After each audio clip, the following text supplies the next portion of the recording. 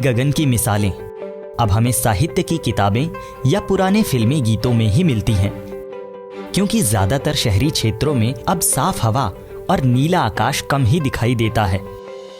औद्योगिकरण, जनसंख्या वृद्धि और बढ़ते वाहनों ने हर क्षेत्र की हवा में प्रदूषण स्तर और धूल की मात्रा को बढ़ा दिया। नतीजा, आज बहुत कम ऐसे क्षेत्र हैं जहां साफ हवा और नीला आकाश नजर आता हो। संयुक्त राष्ट्र महासभा ने इस समस्या की गंभीरता को देखते हुए पहली बार इस अंतर्राष्ट्रीय दिवस को मनाने का फैसला किया। 7 सितंबर को भारत में केंद्रीय मंत्री प्रकाश जावड़ेकर के नेतृत्व में पर्यावरण मंत्रालय ने एक वेबिनार का आयोजन किया। वेबिनार के आयोजन में 28 राज्यों और 8 केंद्र शासित प्रदेशों के शहरी विकास और पर्यावरण विभागों के साथ राष्ट्रीय स्वच्छ वायु कार्यक्रम में चिन्हित 122 शहरों के आयुक्तों ने भी इस वेबिनार में हिस्सा लिया।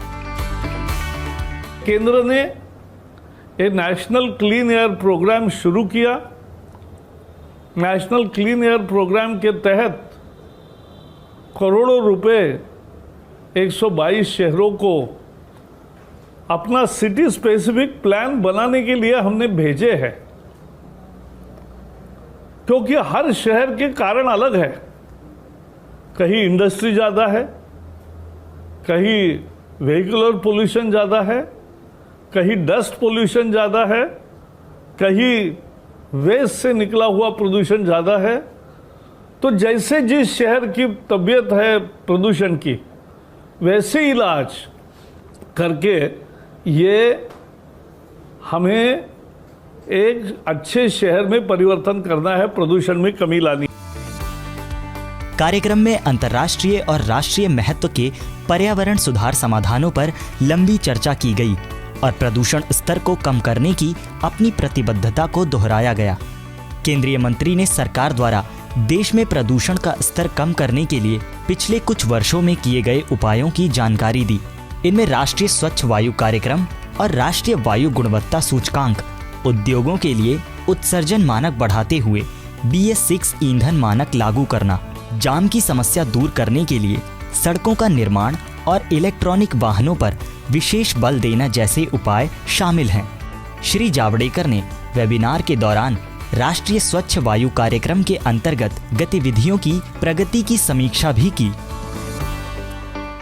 अपने नज़दीक के 1 किलोमीटर के दायरे में जो काम है, बाजार जाना है, बाकी सब करना है, उसके लिए हम चल के जा सकते हैं, साइकिल यूज़ कर सकते हैं। ये मुख्य काम है, उससे भी प्रदूषण बचता है।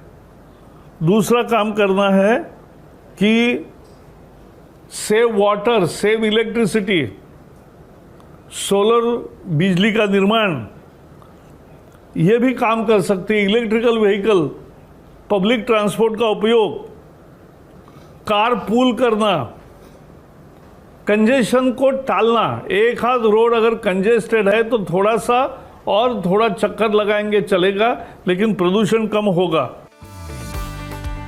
हालांकि स्वच्छ हवा को लेकर भारत पहले से ही कदम उठा रहा है और अब राज्यों से प्रदूषण के खिलाफ बजट बढ़ाने की बात की जा रही है। नीले गगन के लिए स्वच्छ वायु मुहिम को कामयाब करने के लिए जरूरी है कि सरकार के साथ साथ आम जन भी पूरी तरह जागरूक हों और प्रदूषण बढ़ाने वाले कारकों जैसे जीवाश्म ईंधन आदि का इस्तेमाल कम से कम करें। इलेक्ट्रिक वाहनों का उपयोग बढ़ाया जाए